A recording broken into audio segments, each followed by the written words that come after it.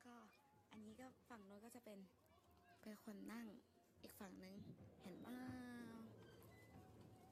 นี่เป็นการประจนภัยครั้งแรกคอยเอาใจช่วยแล้วกันนะว่าจะสนุกแค่ไหนเดี๋ยวจะพามาดูบรรยากาศบนรถไฟกันว่ารถไฟธรรมดาเนี่ยนะมันจะมีที่นั่งหลายอย่างคือหนึ่งเป็นอินจัวก็คือเบาะแข็งที่เคยนั่งไปฮาร์บินคราวที่แล้วอันนั้นสุดยอดแล้วก็คราวนี้มาคือเป็นตู้นอนเนี่ยก็จะมี2แบบคือเบาะแข็งกับเบาะนุ่มที่เลือกนั่งตอนนี้เป็นเบาะนุ่มไม่ใช่เบาะแข็ง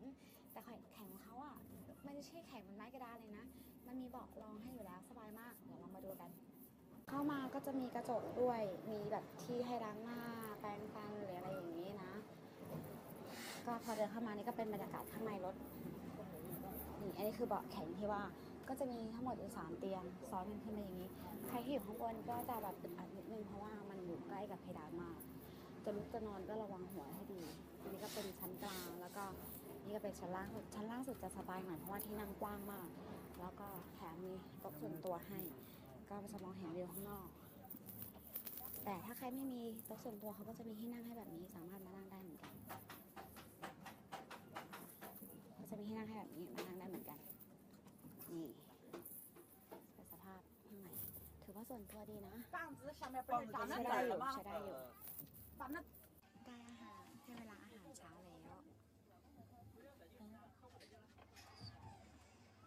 นี่กินซูชิกันแล้วก็มีน้ำจิ้มวาซาบิที่นี่แบบว่าแรงมากนี่คืออาหารเช้าของอิมเตรียมมาฮ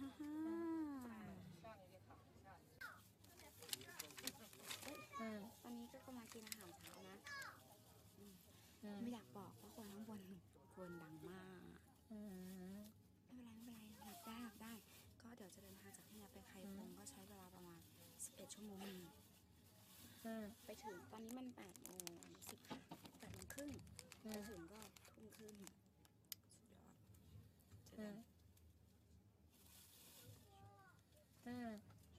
คือตอนนี้นั่งอยู่แต่ก็จะมีเด็กแอบมามอง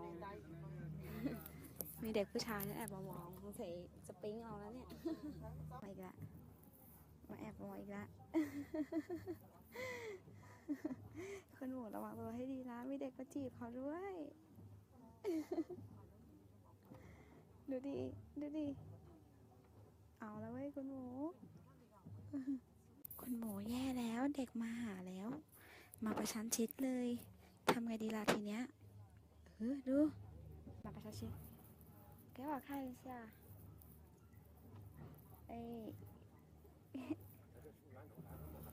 这是什么哈剪刀哇理发吧我给你理发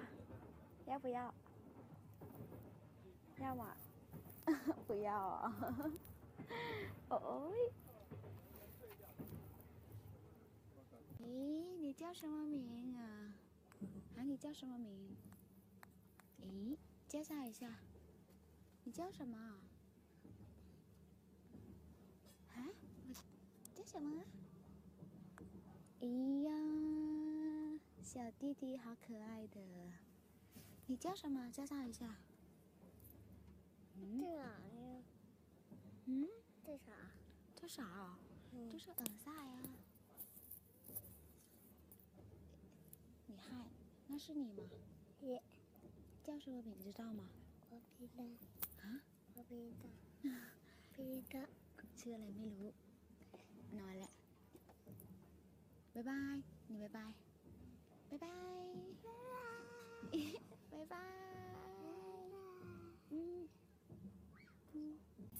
ตอนนี้ก็จะนอนแล้วค่ะที่แรกบอกว่าเสียงคนข้างบนโกรนดังมากใช่ไหมตอนนี้คือไม่ใช่แค่คนข้างบนแล้วค่ะคุณป้าที่นอนเตียงข้างๆนี่ก็ดังไม่เบา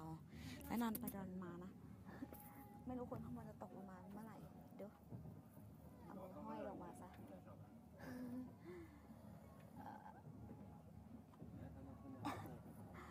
ไม่รู้จะตกลงมาเมื่อไหร่ระวังตัวดีๆนะ